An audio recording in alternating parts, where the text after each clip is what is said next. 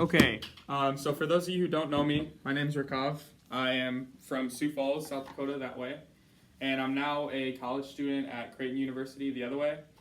And I'm here teaching you this class because 2 or 3 years ago, I actually cannot remember, I took the ACT and I'm one of Manoj's perfect scorers. So I've been around the test now for about 3 to 4 years. I've been teaching this class for 3 years, so feel free if you want to ask me about any of the sections. I'm basically going to cover English with you guys exclusively, but if you want to hear about my experiences or my advice on other sections, feel free to ask. All of us have taken the test before, so any of the tutors will be good resources to ask about any of the sections, just so you know that. But really quickly, before we start, how many people have taken the ACT before? Will you raise your hand? Okay, everyone's taken it.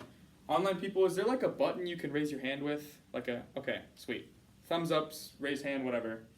Everyone's basically taken the test before or heard of it, taken a practice test, something. Okay, so I'm going to skip over the stuff that I'm assuming you already know. I'll just talk about it really quickly. You don't have to write this down because I think you know.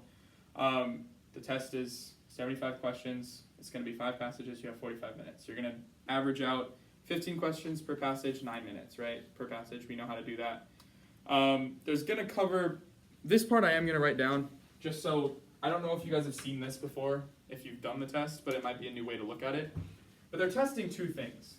The first thing is just usage and how do they word it?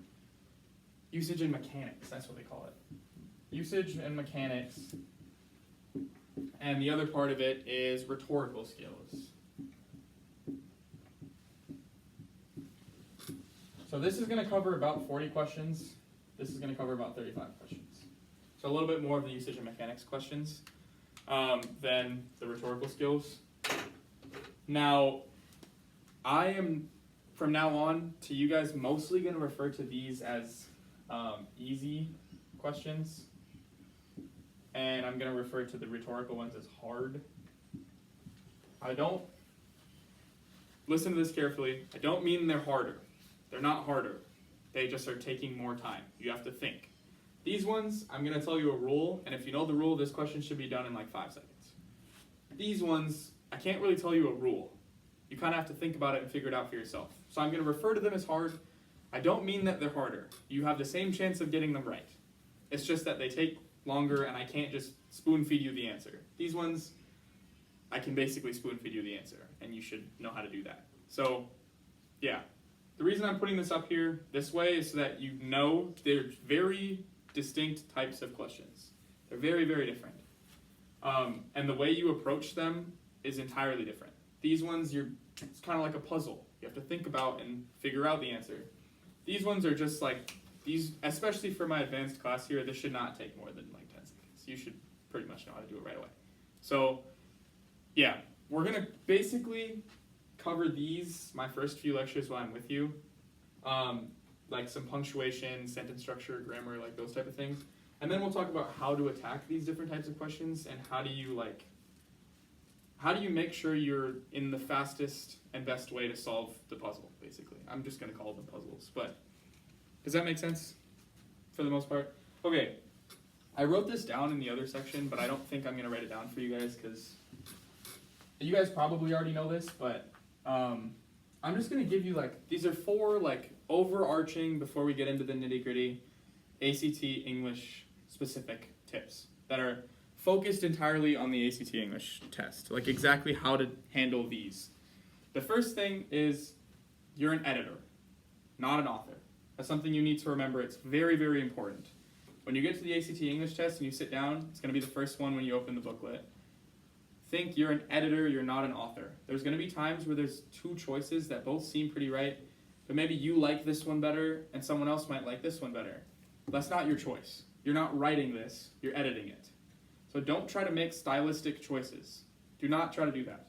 You're making grammatical choices, and you're making choices that are in accord with the author's style. You're not making your own style here.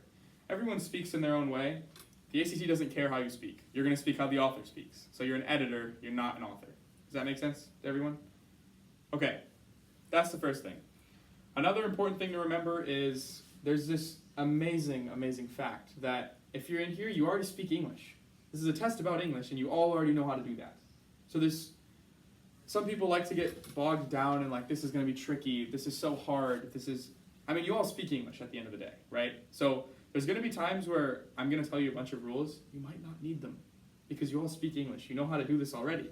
But sometimes your intuition's going to carry you, and you're going to be able to do it with just your intuition. You might not need these rules I'm going to tell you.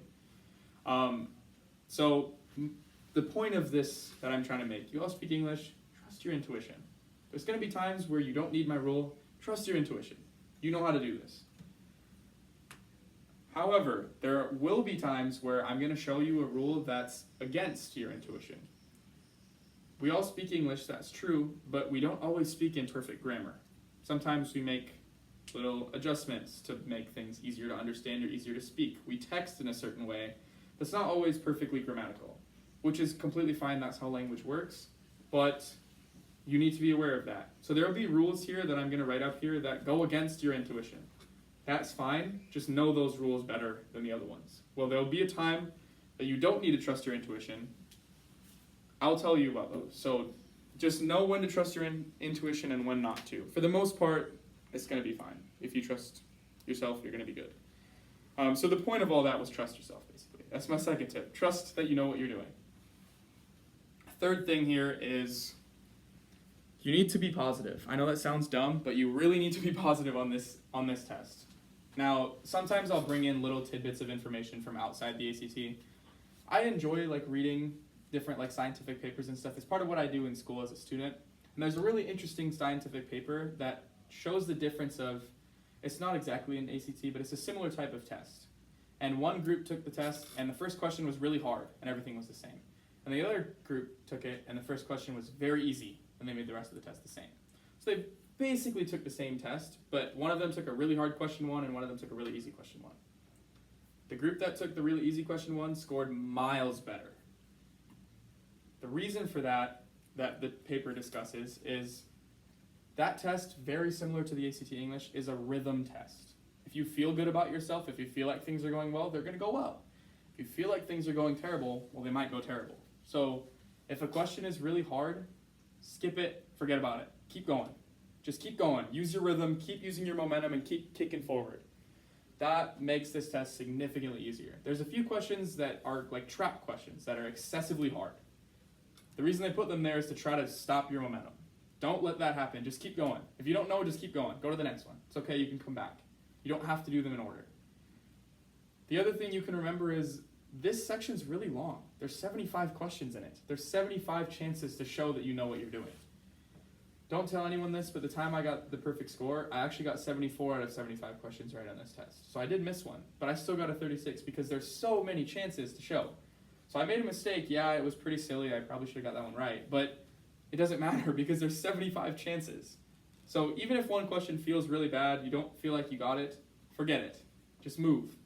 Remember all the good things, forget all the bad things. Just keep moving forward. You have to stay positive during this test. That's really important.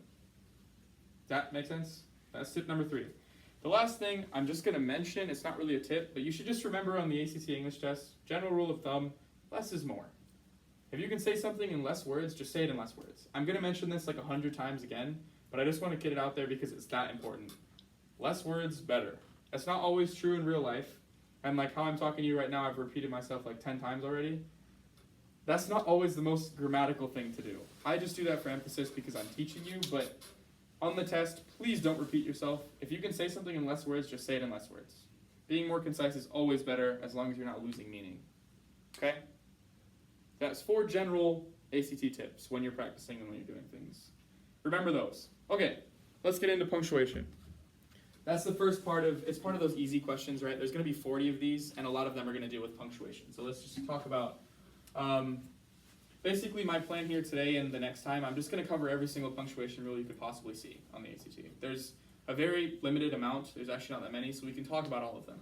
Some of them I'm going to kind of speed through because you guys know it. You've been in grade school before. Some of them are more complicated, and you might just need a refresher. I'm sure you know all these rules, but it's worth refreshing anyway. The first thing, the most prevalent on the ACT is a comma. That looks like a little fish hook that goes below a word, kind of. There's 9 different ways you can use a comma, or 9 different rules that I'll cover that are relevant to the ACT. There are more ways you can use a comma, so don't worry, but I'm only going to teach you the ones that we need on the ACT. Does that make sense? So for the most part, I'm going to give you a rule. I'll go over basically an example. If you have a question, do not hesitate to ask me. Someone else probably has the same question because I'm not perfect. I don't explain things perfectly. So if anything doesn't make sense, this is really informal. This is a conversation. So shout out. Zoom people, you can literally turn your mic off and talk. I don't mind. So if anyone has a question, just shout it out. It's probably going to help someone else too. Okay. Rule number 1 is pretty simple. We're going to separate items in a list. This one we probably learned in grade school. You can't just say things and write them in order without anything because that doesn't make any sense. One of the most common examples that English teachers love to use, and I just think it's funny, so I'm going to use it. Let's say I'm naming things I love. There's 3 of them. I like cooking, I like my family, and I also like my dog. That's just 3 things that I really like. Now if I separate them with commas like I should, the sentence reads, I love cooking, my family, my dog. It's 3 things I love. It's great. It's wholesome. If I take out the commas, I don't use them, then it says, I love cooking, my family, and my dog, and then I go to jail. That's the importance of using commas when you're separating things in a list, right? You should always, this is a pretty common example that you should definitely use commas when you're making a list, right? Just as a side note, since this is my advanced class, truth is you're not allowed to answer this. Does anyone know what that specific comma is called? An Oxford comma. An Oxford comma, exactly right, yeah. So you might have learned this in school that this one's called the Oxford comma. Basically, if you don't know the history of this, we speak English that's from England. They make all the decisions on what's right and what's wrong. And there's a specific language institute in Oxford that makes these decisions. And they've decided you actually don't have to use that comma. It's grammatical to say, I love cooking, comma, my family and my dog. Or I love cooking, comma, my family, comma, and my dog. Both are completely grammatically correct. The ACT basically doesn't want to have an opinion on this. So every single time you have a list, you're going to use the Oxford comma. So just for now, if you don't use it in your real life, I don't really care. But in this class and during the ACT, you're going to use the Oxford comma. They're not ever going to ask you to pick between use it or don't use it. But in general, everything's going to be written in this format. So let's just get used to this for now. Personally, if you care about my opinion, I just think you should use it all the time. I think it's quite silly for it to not be there. But doesn't matter. For the scope of this class and for the ACT, you're going to use it. Is that okay? Everyone cool with that? That rule makes sense? Everyone? Yeah? Online people, can I get like the emoji thing? So I know? Okay, sweet. Alright, let's move on. Oh, someone sent a heart. Alright. I hope that was an accident. Alright, second rule here is commas separate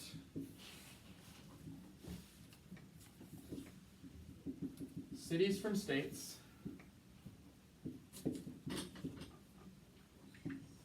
and days from years. Smarter sucks. Gotta get rid of this. There's no trash. Okay. The point of this basically is, let's imagine you're from Mars, you've never heard of America before, and I'm describing where I am right now.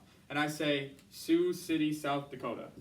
You heard 4 words and you have no idea what that means. Is that 4 different cities? Is that one huge city? Is that a city and a state? Is that a city-state country? What's going on? You have no idea if you don't put commas, right? So the intention of this is, even if you don't know where a place is, it should make sense to you because the comma will tell you. So for example, if I'm talking about where I am right now, I say Sioux City, comma, South Dakota. Or if I'm talking about the most important date in history, I say September 25th, comma, 2004. I separate the day from the year with a comma to make sure we know what's happening here. Does that make sense? This is pretty straightforward. If you see 2 days, like a date and a year, separate it with a comma. If you see a city and a state, just put a comma in between it. Yeah. All good? Online people, that makes sense? Yeah? Okay. Alright. And if you're wondering, that's the day I was born. That's why it's so important. Let's go to rule number 3 here. This one's a little less straightforward. Those two are pretty like common sense almost. This one, I'll go over what these words mean. I know a lot of you know, but just in case you know, I'll talk about what they mean. But we're gonna let's say it is set off. Set off subordinating clauses. You could say subordinating, or you can call them dependent. I'm okay if you say dependent clauses. Okay. Also, I deeply apologize if I misspell something, but spelling is not part of the ACT. So ignore it. I apologize. I'm not a great speller, but I'm good evidence that you don't need to be able to spell things to do well on this test. So I'm sorry. I'm just giving you a fair warning. I'm not the best. But okay. Let's quick have a refresher of dependent, independent clauses. A dependent clause is something that can't stand by itself as a sentence. And independent is something that can stand by itself. So for example, if I said, I went swimming, is that independent or dependent? Independent. Yeah, you could say that. I went swimming. That's a whole sentence. What if I said, went swimming? Who went swimming? That makes no sense. There's no subject. So that's dependent, right? That's basically the center of what we're going to do here for the rest of commas. But subordinating is a special word for dependent where it's like the first part of a sentence, basically. It's like a clause that can't stand by itself because you added something to it. So if I said a sentence like, I have two sentences here. Let's say I'm like the greatest basketball player of all time and I scored 60 points in a game. But my team still lost.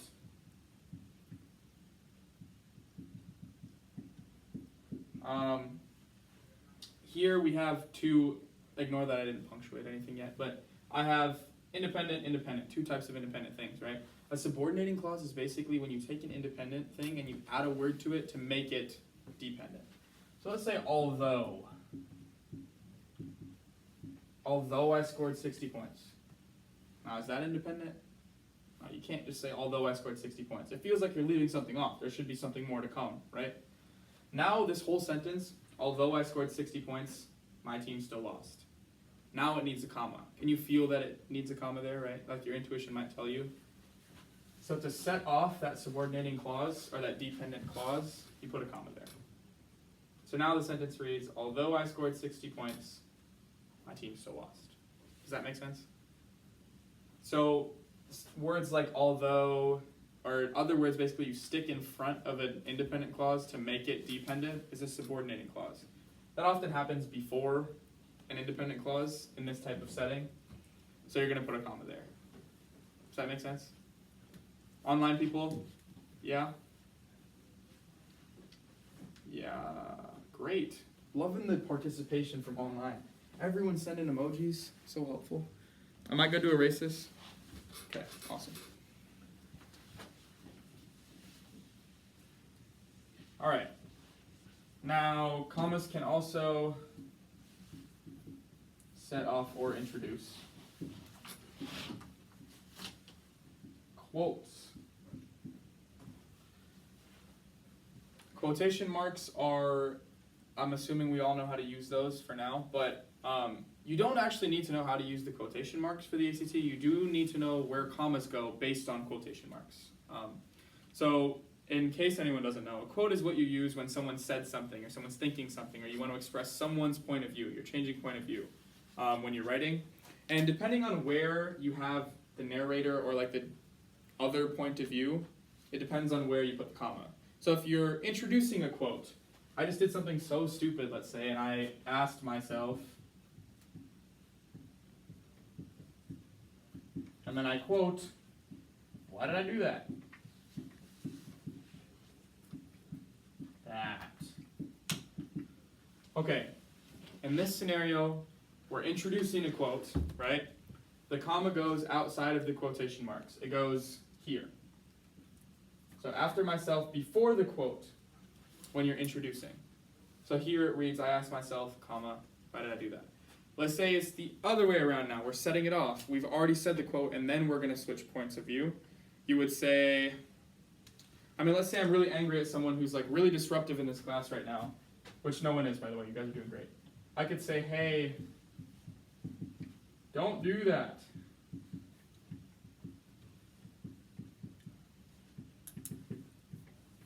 So now the quotes are here, and then the point of view is changing, so I'm setting off rather than introducing. In that case, the comma goes inside of the quotes. So here we're outside of the quotes, here we're inside of the quotes.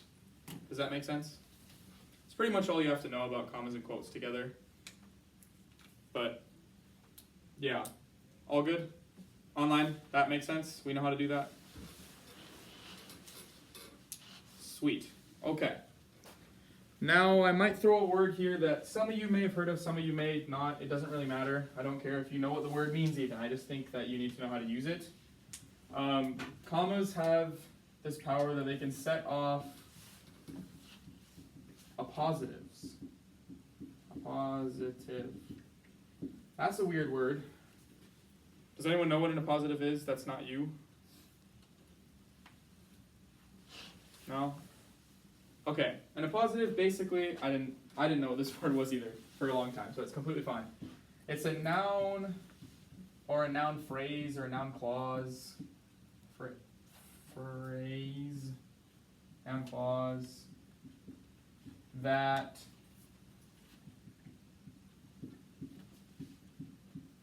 renames or explains a noun basically to further describe it.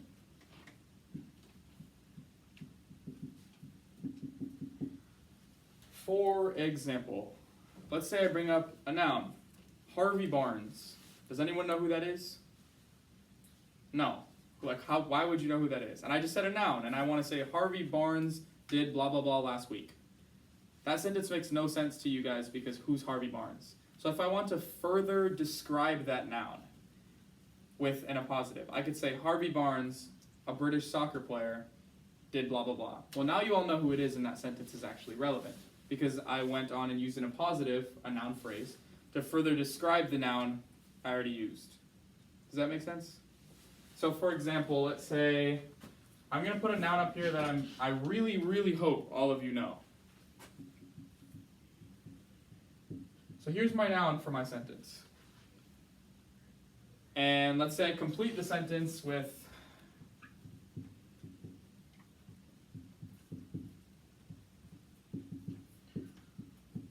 this is a fine sentence, right?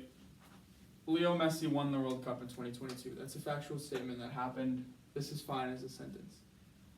Let's say there's someone who maybe doesn't know who that is or what that noun means. I can use a noun phrase to further describe that. So I could put a comma, like we're going to do here.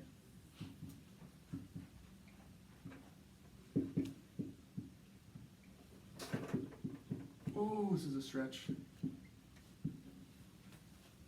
And now I just added an appositive here. And I used commas to set it off.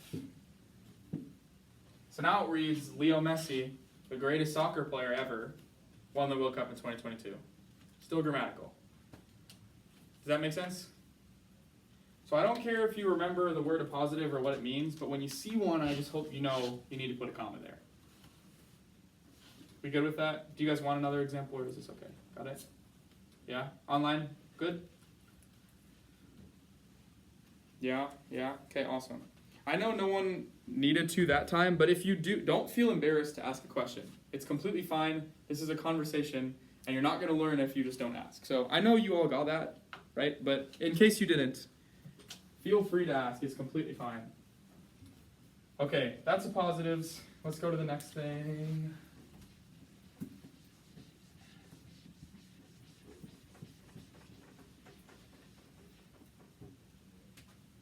We're on 6 now? Someone taking 6? Okay. This one's pretty straightforward. We'll just go quick.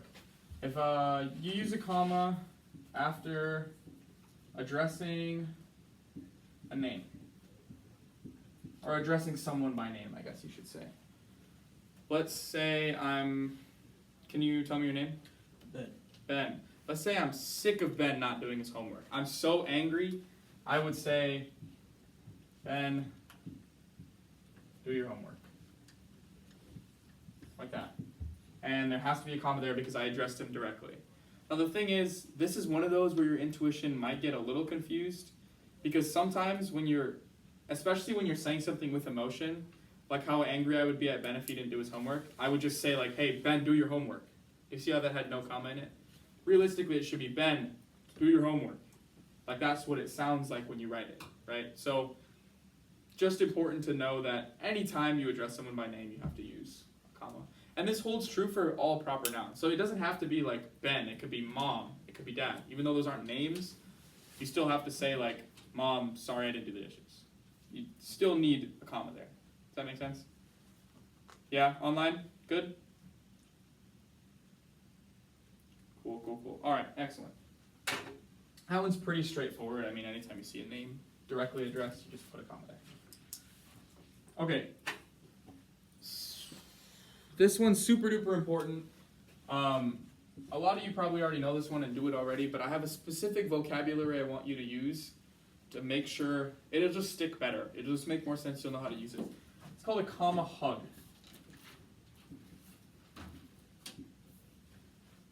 Basically, there's going to be times in a sentence, because English is a very expressive language, you might say things that are unnecessary. You could probably say something and have it make sense in less words. So sometimes things are non-essential or, non-essential.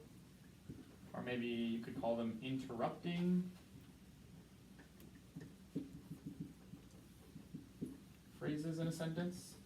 And if you get something that's not essential or interrupting, it's going to be very sad. So what you have to do is give it a hug. You just put a comma before it and a comma after it. And you just hug it with these two commas. And now that sentence is grammatical. Now, let's say Ben is fighting back at me that like, I'm angry. Ben, do your homework. And Ben's like, I tried to do my homework. So Ben might say, I tried several times. Like you said. To do my homework. He tried, but he just couldn't because his cat was meowing too loud or something. I don't know. But he's telling me, I tried several times like you said. Here, there's a lot of words that could be non-essential. For example, if I just covered up like you said, and I read this sentence, I tried several times to do my homework. Does that make sense as a sentence? It's completely fine. So you could say this is non-essential, right? It doesn't have to be there. So then what do we do when something's non-essential? Give it a hug. Just put commas there. I tried several times, like you said, to do my homework. So if something's non-essential or interrupting, you just give it a hug. You put a comma here and a comma there, and it's done. Does that make sense? What's the difference between a comma hug and a positive? And in a positive, it's pretty similar. This one, it's just not in a positive, basically. But it's specifically, in a positive cases, a lot of the time you're giving things a comma hug. They overlap quite clearly, yeah. That's a good observation. The last example we did, we also did hug that phrase. But that one basically is for the same reason, but it's a specific type of comma hug, I guess you could say. But people tend to miss those ones more, so I just mention it as its own rule. When you have a noun phrase like that, it's just really important that you put commas. But yeah, I mean, that's a good observation. It is indeed just a type of comma hug. Good question. Does this make sense to everybody? You just hug stuff that's non-essential? Online? Good? You should absolutely use this to your advantage when you get a chance on questions that if you see something and it's like still makes sense without it, then you know there's something, there should be alarm bells that you know something's happening here. You need to put commas everywhere, basically. But yeah, okay. Let's go to, we're on rule number 8 now. You can separate adjectives,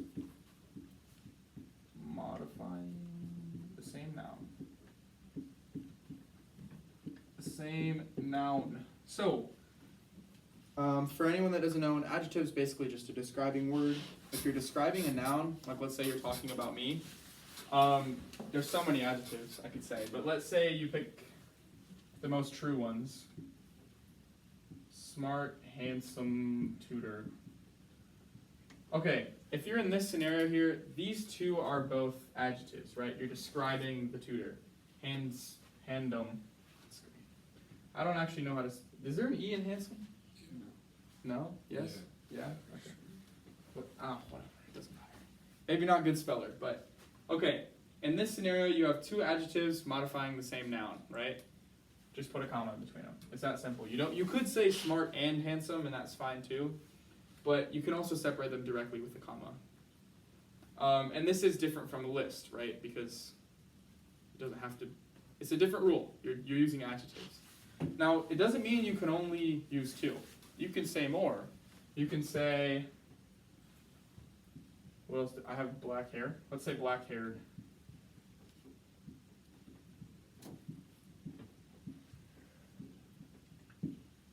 And then whatever else you say.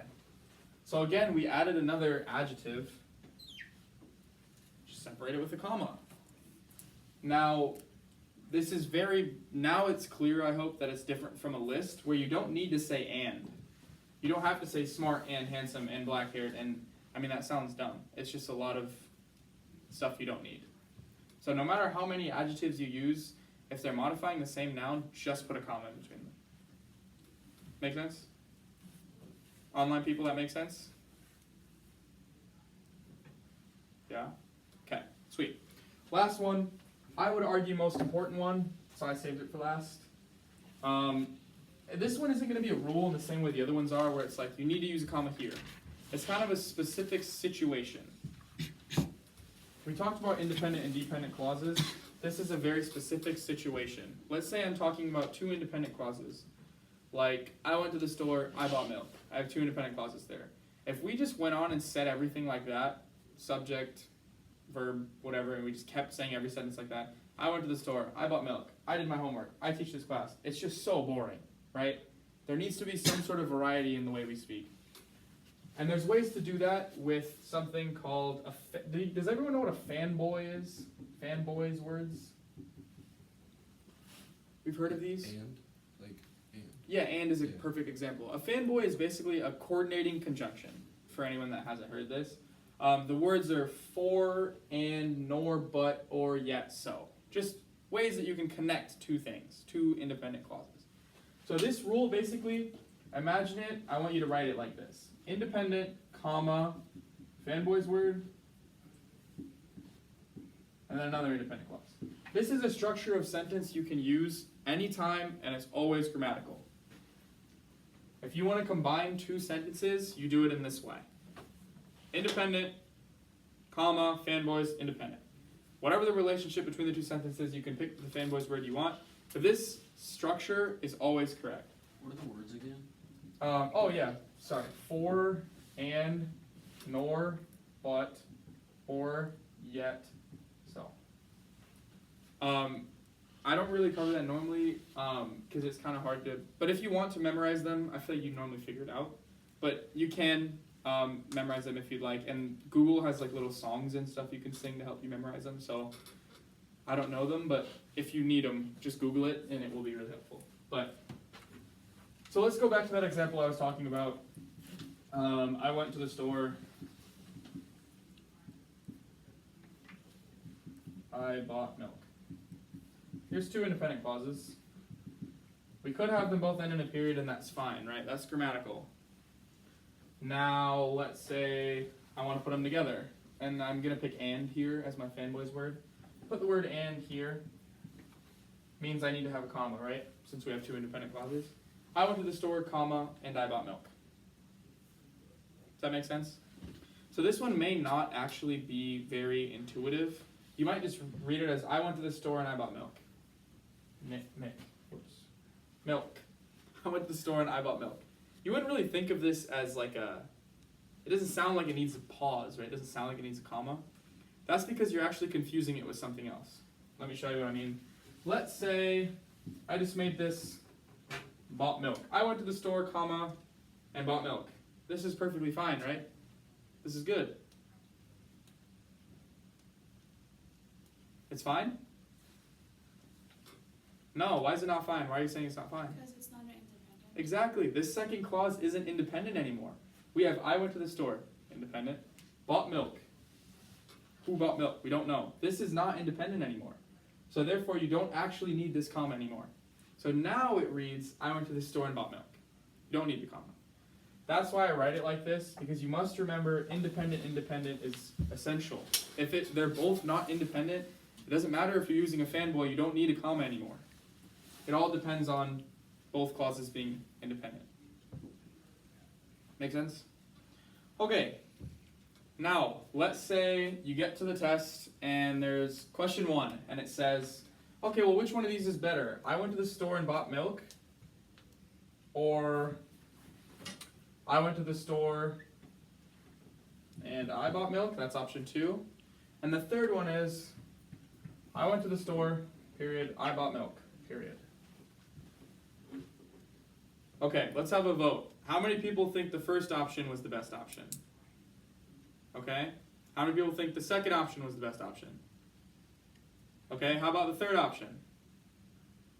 No one likes that one? Okay. Out of all those, I would just have crossed all 3 of them out. They're all probably wrong. They're all grammatically correct. What was one of the first things I told you? You're not an author. You're an editor, right? So how do you have the authority as an editor to pick one of those to make the most sense? They're all grammatical. So how do you pick which one's better? You can't, right? Because they're all stylistic choices. They're not your choice, right? So the bottom line is that's never going to happen on the ACT. They won't ask you to pick things that everything's grammatical, because that's not fair. It's a stylistic choice. The author gets to decide how they want to come off, right? So they're not going to ask you to pick between things like that where they're completely acceptable choices, both of them.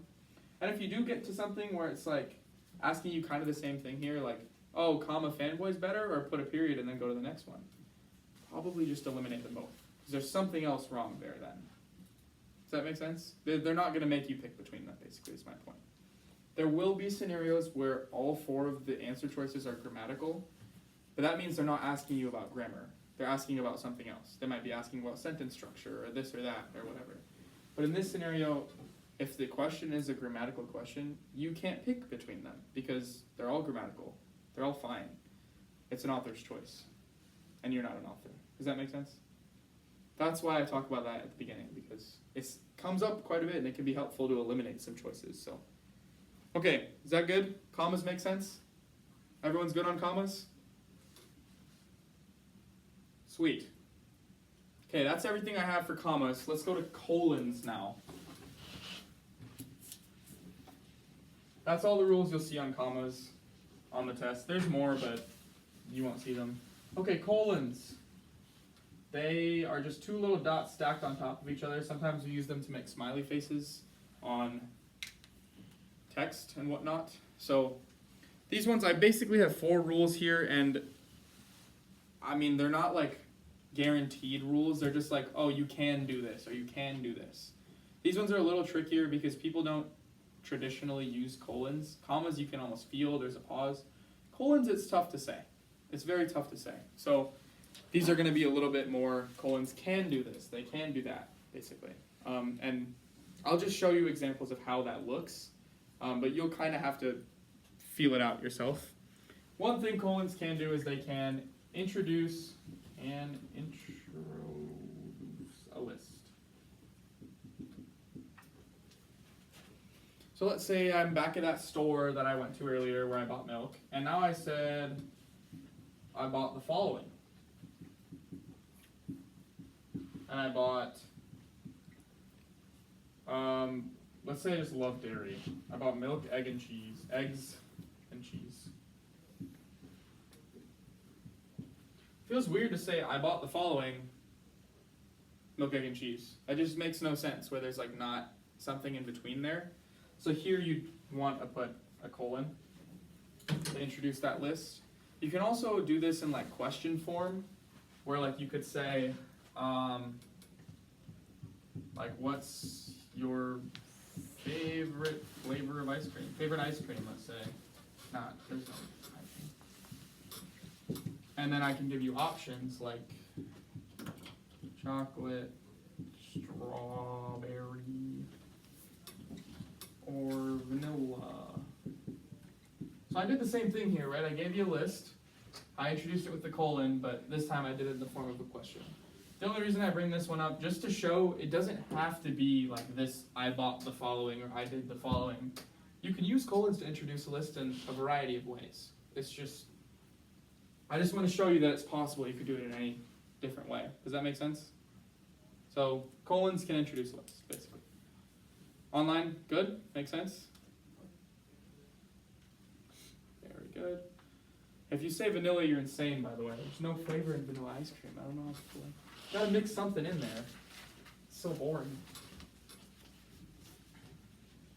Okay, that's the first rule. The second one is that colons can separate clauses to provide emphasis.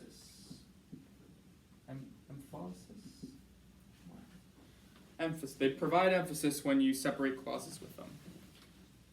Let's go back to, actually let's pick a different example. I'm tired of talking about the store.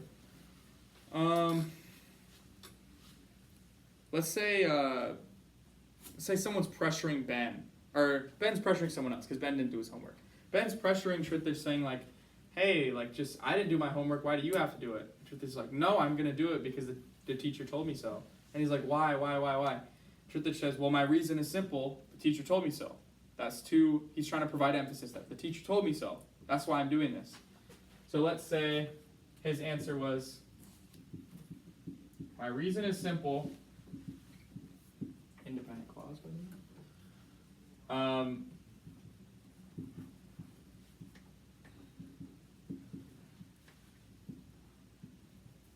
here's two independent clauses. My reason is simple, the teacher told me to do it. That's two independent clauses, right? Let's just put them as like this for now. This is fine with two periods. My reason is simple. The teacher told me to do it. Both independent clauses, you can put periods on both of them. You can also put a colon here. And now it reads, my reason is simple. The teacher told me to do it. Can you feel how that provides more emphasis to that second part? That like, well, I'm doing this because this. It's just more like emphatical. I don't know. Like it just, he's justifying it more strongly. Can you feel that kind of? Like the way it's written is different? Does that make sense online? Yeah? Wouldn't a semicolon go in there? That's also possible, yes. A semicolon is also completely acceptable to separate independent clauses, yes. So you can use a period, a semicolon, or a colon. And I'll talk more about that next time when we do cover semicolons, but yes, for now, colon works here, yes. Now let's take another vote, class. Let's say, okay, this is option 1. This is option 2. How many people vote for option 1? How many people for option 2? What am I going to say? Which one's right? Neither. How do you pick? You can't pick. Who are you to say what's more emphatical and what's not, right? You're just an editor. So, unless there's something else wrong. I just want to drill home this point that, like, some things are just stylistic. You don't get to pick style on the English test. There'll be other times you get to assess style, like on the reading section and stuff. On the English, the style is not your choice. You're just sticking with the style of the author. Does that make sense? Got it? Yeah? Okay. The third one, I almost said commas. The third thing colons can do on this test is they can introduce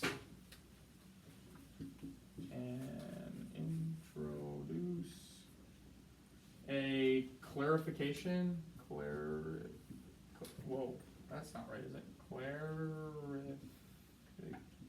Whatever. Clarification or explanation. So if you're trying to clarify something, you're trying to explain something further, you can use a colon to introduce that. Sometimes, my example here is going to be a little bit straightforward, but it kind of can be as simple as you want it with a colon.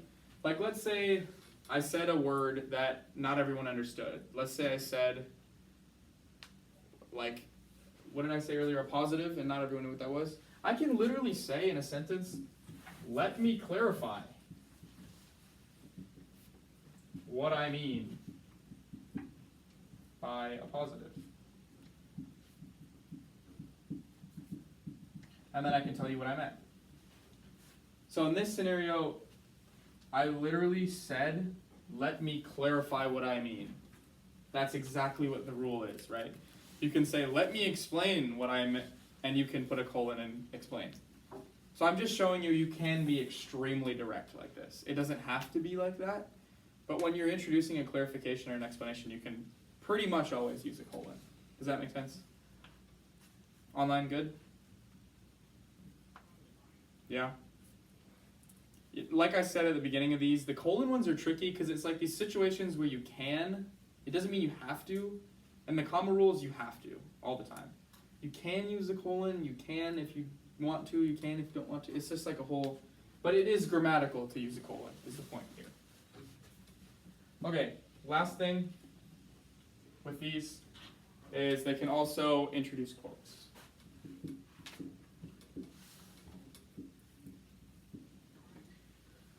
When you're introducing quotes with a colon, more often than not, it's not like a he said, she said, or someone said something, or like how we normally think of quotes. It's like this isn't always true, but I feel like from my experience, when it's a colon, it's like a saying or something. It's not exactly like a quote exactly. So for example, it could be like, I think if you work hard, you're going to do well on this test. If you try and you work hard, you're going to do well on this test. So let's say I believe in the age-old saying. I believe in the age-old saying, colon, and I'm going to quote, hard work pays off.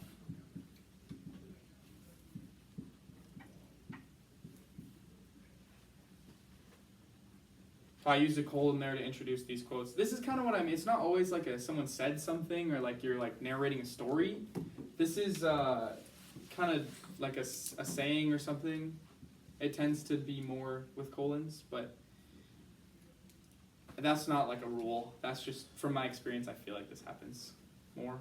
But does this make sense? You can introduce quotes with the colon too. Make sense? Online, are we good with that? Excellent. Okay. There's a few more punctuation marks we're going to cover next time I'm here. We have semicolon left. We have semicolon dash apostrophe hyphen. And period, you know how a period works. You end a sentence with a period. So I'm not going to talk about that. But that's the plan for next time. Basically, we'll cover the rest of the punctuation rules.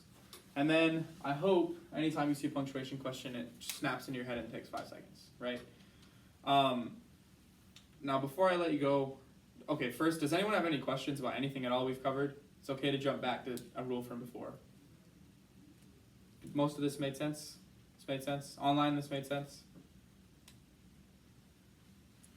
Sweet. I really appreciate the online participation. This never happens to me where people actually give me emojis. It's so helpful. But, okay.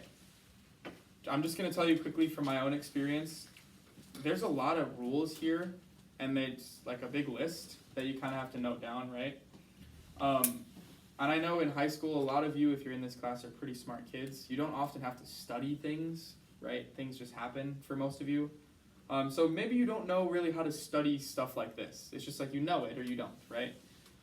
My experience with this exact thing here, I took this class like 6 years ago or so. I don't know how long. It was a long time. But I was here and the teacher, basically we did the same thing on one of the days. We just made like a exhaustive list of every single punctuation rule. And this teacher was better than me, so he finished it in the whole day, in just one day. I mean, I'm not quite that good yet. But we did the whole thing and it was all written down. And all I did was for 2 weeks, basically, give or take 2 weeks, right before I went to bed, I just read the list. I just went over and it takes 5 minutes to read all these notes, right? I mean, we didn't do anything like rocket science here. You just read back over the notes. I just passively looked at them. I did that for 2 weeks. Since then, I've never looked at those notes again, and I still teach out of those notes. That's exactly what I just taught you. All it takes is like 2 weeks of 5 minutes a day, and these will stick. I'm only telling you that because it's not too hard, but if you don't do it, you're going to miss out on easy points. As an advanced class in general, I want us to be scoring in the 30s and above on this section. And the way to do that is to take the easy points when you can get them and leave your mistakes for the hard questions. So you don't want to leave easy points like this on the table just because you didn't study a rule or you didn't know. We all are capable of spending 5 minutes just for a few weeks to memorize these rules. I'm not saying this to like scare you or put pressure on you, but I want you to take this seriously, that it's just some rules. And if you know them, these questions go so fast. So please take some time, try to remember them, go back over them. And if you have questions next time, that's great. You can bring them back up and we can discuss them then too.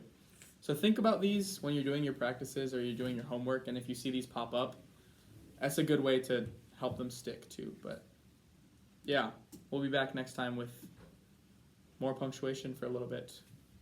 All good? All right.